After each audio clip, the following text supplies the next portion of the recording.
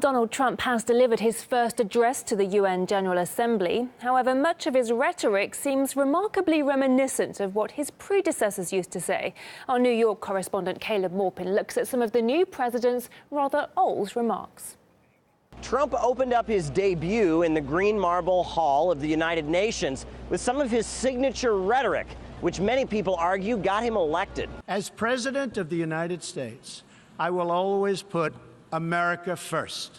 But from putting national interests first, the speech quickly moved to a globalist agenda with a list of condemnations of other governments. Rogue regimes represented in this body not only support terrorists, but threaten other nations and their own people with the most destructive weapons known to humanity.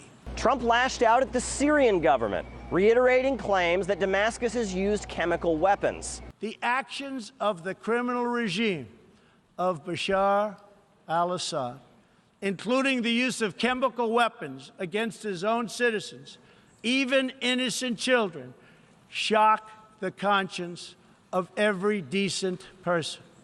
Trump threatened to destroy North Korea, prompting a walkout from the country's ambassador. The United States has great strength and patience.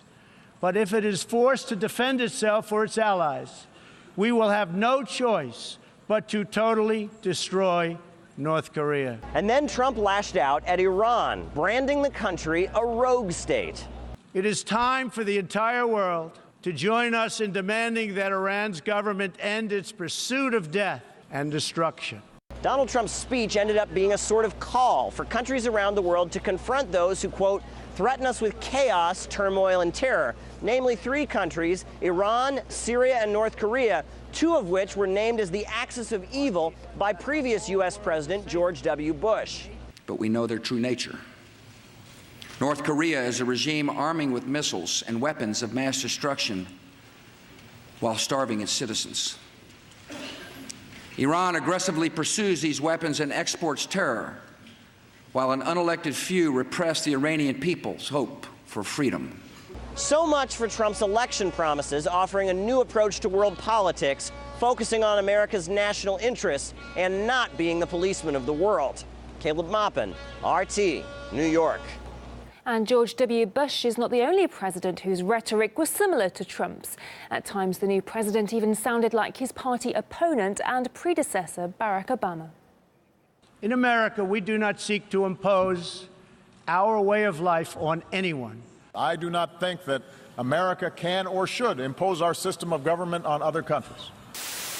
In remote corners of the world, citizens are demanding respect for the dignity of all people. A future of dignity and peace for the people of this wonderful earth. We will fight together. We must work together. Sacrifice together. I believe we must do better together. And stand together for peace. All of us can be co-workers with God. The Almighty God who made us all.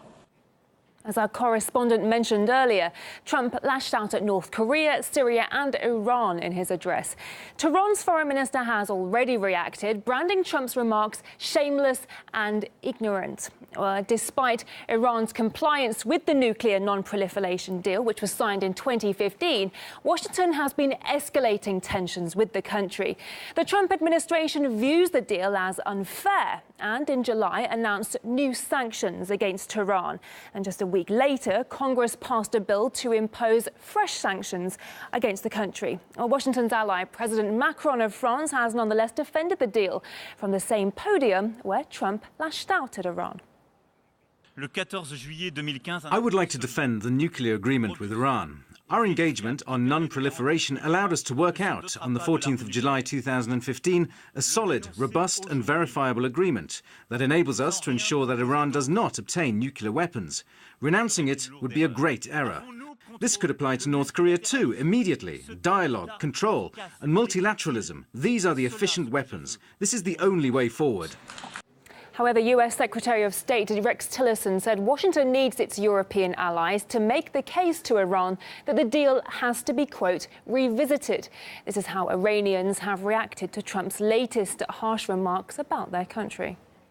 The UN says Iran is complying with the agreement. All European countries and Russia say the same. The only country that claims otherwise is the US. Our people need to stand together. Giving in to America would achieve nothing. It would make matters worse than they are now. We are not afraid, and we have never been since the beginning. We have been under sanctions for 4 decades, and the people of Iran are certainly not afraid now. In fact, sanctions have made Iran more independent in many fields. We discussed the potential consequences of Washington's pressure on Iran with former CIA officer Jack Rice, as well as Tehran-based political analyst Zayed Mustafa Kostasham. Unfortunately, we have to realize that it's the P5+1. Everybody agreed, not just the Brits and the French, the Russians, the Chinese, the Americans. If we pull out of this, it's the entire world who will be looking at the United States. I agree that there are limitations and problems. In fact, you could expand upon this, and it needs to be. But to walk away from this deal in itself would be a huge error at this point.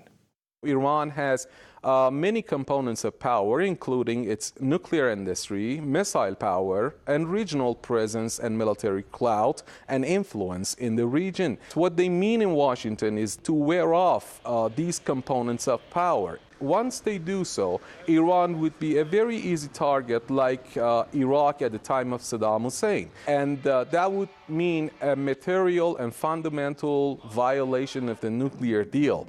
And Iranian officials, including the Iranian Supreme Leader, they have all warned that Iran would give them a very tough response.